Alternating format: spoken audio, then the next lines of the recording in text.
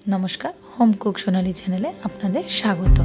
आज आमी रान्ना करब चिकेन कारि मसाला। भालो करे मांसटा धुए नुन हलुद माखिए निलाम, गुड़ो लंका जिरेर गुड़ो एगुलो माखिए नेब।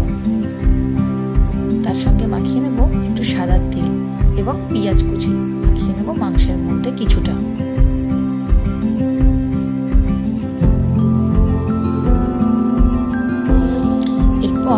कड़ाई गरम होले कड़ाइयेर मধ্যে দিয়ে দেব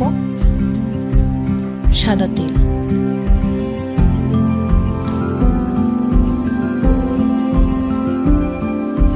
একে একে ভেজে নেব আলুগুলোকে। খুব বেশি লাল করে ভাজবার দরকার নেই।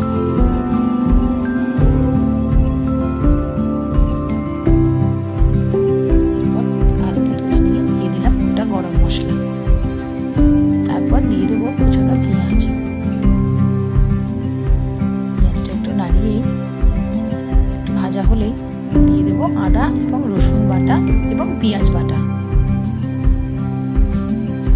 আমি তিন থেকে একসাথেই যেহেতু বেটেছি তাই আর আলাদা করে দেখানো হয়নি।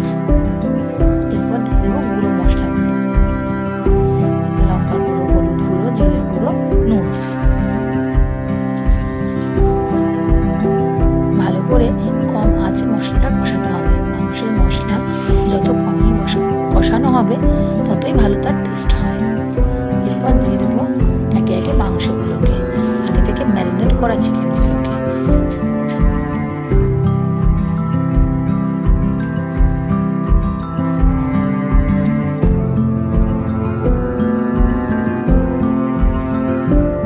ভালো করে মশলা, আলু এবং মাংস কষিয়ে নেব। তারপর দিয়ে দেবো একটু ঢাকনা। বেশ কিছুক্ষণ সেদ্ধ হওয়ার পর দেখবো যে কি অবস্থা হলো মাংসটা। মাংসটা থেকে ভালোই জল বেরিয়েছে, তবে এখনো ভালো করে সেদ্ধ হয়নি।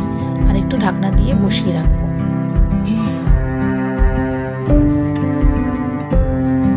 এরপর ঢাকনা খুলে মাংসটা সুন্দর সেদ্ধ হয়ে গেলেই নামিয়ে নেব বাটিতে। এই আমার ফাইনাল লুক চিকেন কারি মশালা। নমস্কার হোম কুক সোনালি চ্যানেলে আপনাদের স্বাগত। আজ আমি রান্না করব চিকেন কারি মশালা। ভালো করে মাংসটা ধুয়ে নুন হলুদ মাখিয়ে নিলাম, গুঁড়ো লঙ্কা জিরের গুঁড়ো এগুলো মাখিয়ে নেব। তার সঙ্গে মাখিয়ে নেব একটু সাদা তেল এবং পেঁয়াজ